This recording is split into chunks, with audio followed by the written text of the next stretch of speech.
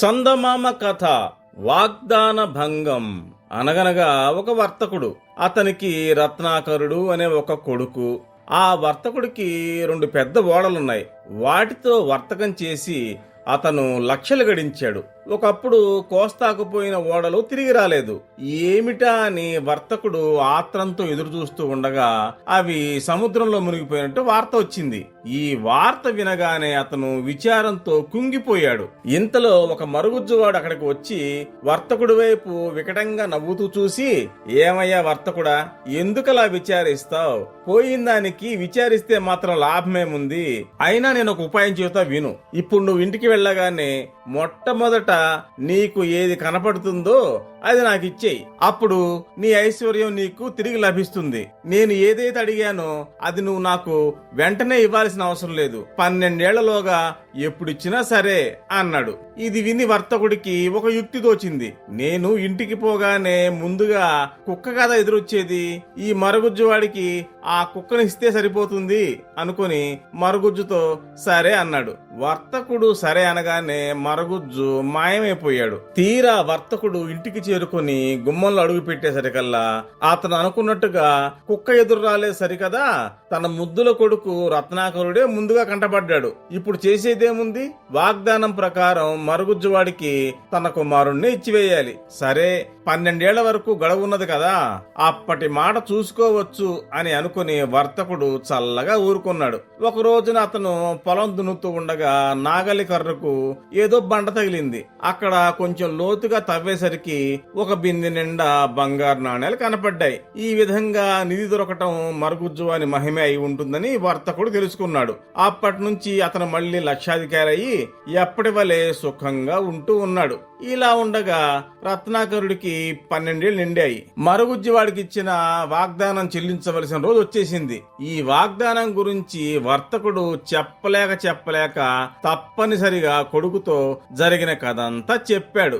దానికి రత్నాకరుడు, ఏడిశాళ్లే మరుగుజ్జు విధవ, మనల్నేం చేయగలడు, రాని వాడి పని చెప్తానంటూ ఒక గిరి గీసి ఆ గిరి లోపల తను కూర్చొని తనతో పాటు తండ్రిని కూడా కూర్చోబెట్టుకున్నాడు. కొద్దిసేపట్లో మరుగుజ్జువాడు వచ్చి, ఓయి వర్తకుడా, దైవ సాక్షిగా చేసిన వాగ్దానం నెరవేరుస్తావా అని అడిగాడు. చూడబోతే వామనమూర్తిలాగా నలుసంతున్నాడు. 2 తగలనిస్తే వాడే పోతాడు, వీడి బతుక్కి వాగ్దానం ఒకటే అని అనుకుంటూ రత్నాకరుడు వాడి పైన పడి కలయబడ్డాడు. పోట్లాట్లో చివరకు రత్నాకరుడే చిత్తైపోయాడు. కనుక శిక్షగా రత్నాకరుణ్ణి ఒక ఓటి పడవల్లో ఎక్కించి నీటిలో వదిలేశాడు మరుగుజ్జువాడు. రత్నాకరుడు ఏటిలో కొట్టుకుపోయి ఒక ఒడ్డుకు చేరుకున్నాడు.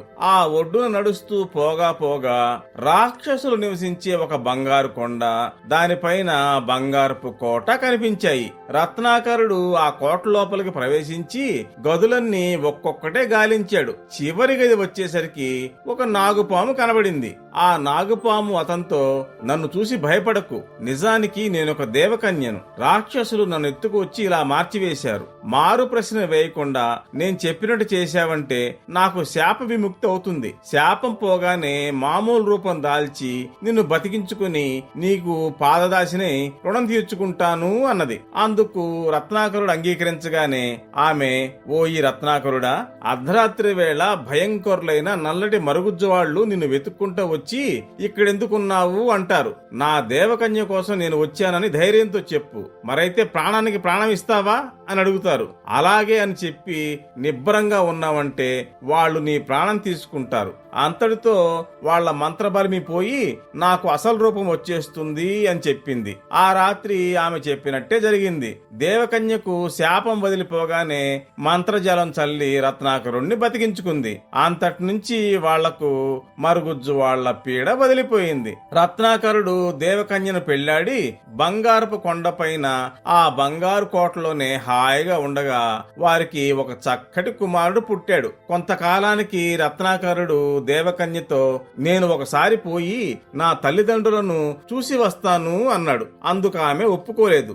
ఎంత చెప్పినా అతను వినకపోయేసరికి, సరే నేనేం చేసేది, పోయిరా, ఇదిగో ఈ ఉంగరాన్ని వేలికి పెట్టుకుని ఏమి కోరుకుంటే అది నెరవేరుతుంది, కాని మీ తండ్రి ఎదుట మాత్రం ఎన్నడూ తలవ్వదు సుమా, ఈ మాట జ్ఞాపకం ఉంచుకో అని చెబుతూ భర్త వేలికి ఒక మాయా ఉంగరం పెట్టింది. వెంటనే రత్నాకరుడు తండ్రి వద్దకు పోవాలని కోరుకున్నాడు. కళ్ళు మూచి తెరిచేసరికి అతను తన తండ్రి ఎదుటనే నిలబడి ఉన్నాడు. అయితే అతను ఇల్లు వదిలిపోయి చాలా కాలం కావడం చేత తల్లిదండ్రులు గుర్తుపట్టలేకపోయారు. కొన్ని ఆనవాళ్లు చూసిన మీదట అతను తమ కుమారుడే అయి ఉంటాడని వారిని నిశ్చయించారు. అయినా తన తల్లిదండ్రులే తనను గురించి సంశయపడడం రత్నాకరుడికి కష్టమనిపించింది. వారికి నమ్మకం కలగాలన్న ఉద్దేశంతో తనకు పెళ్లి కావటం, పిల్లవాడు పుట్టడం ఇవన్నీ పూసగుచ్చినట్టు వారితో చెప్పారు. ఈ మాటలు వినేసరికి వారికి ఇదివరకున్న నమ్మకం కాస్త తొలగిపోయింది. అతనివన్నీ బడాయి కబుర్లు అనుకున్నారు. రత్నాకరుడికి పౌరుషం రేగి తన భార్యను, కొడుకును వారికి రుజువు చూపాలని వాళ్ళని తలిచాడు.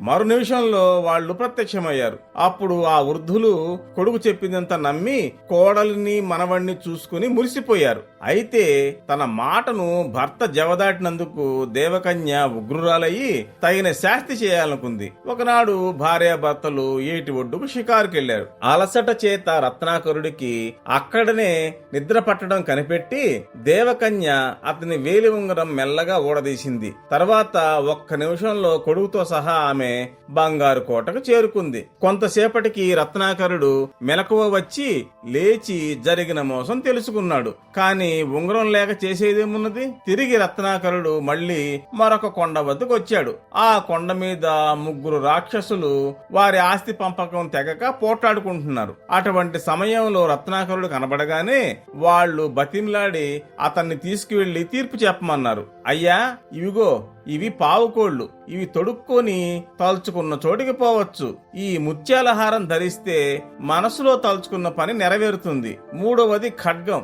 ఇది ఎవరిని నరికిరమ్మంటే వాళ్ళని సంహరిస్తుంది. ఈ మూడు వస్తువులు మా ముగ్గురిలో ఎవరికి చెందవలెనో మధ్యవర్తిగా ఉండి మీరు పంచిపెట్టండి అని కోరారు. అప్పుడు రత్నాకరుడు, సరే బాగానే ఉంది. మీరు చెప్పిన మహిమలు ఈ వస్తువులకు ఉన్నవో లేవో నిజం తెలియందే తీర్పు చేయడం ఎలాగా?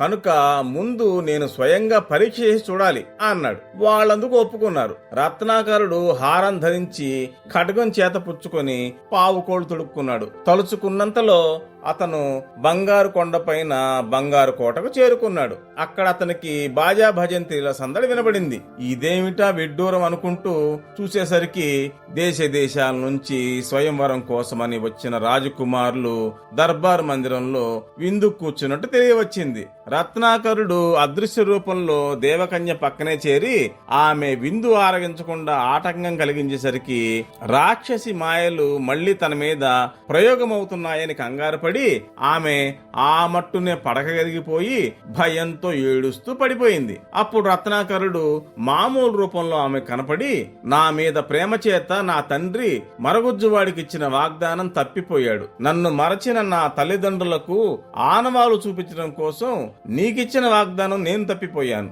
కాని నా ప్రాణం అడ్డు వేసి రాక్షసి మాయల నుంచి నిన్ను తప్పించినప్పుడు చేసిన వాగ్దానం నువ్వు ఎందుకు తప్పిపోయావో బోధపడటం లేదు అన్నాడు. దేవకన్య తన తప్పిదాన్ని తెలుసుకుని క్షమించమని భర్తను ప్రార్థించింది. ఆ వెంటనే స్వయంవరం ఆగిపోయింది. అప్పటినుంచి రత్నాకరుడు, దేవకన్య, వారి ముద్దుల కుమారుడు బంగారు కొండ మీద బంగారు కోటలో హాయిగా ఉంటున్నారు.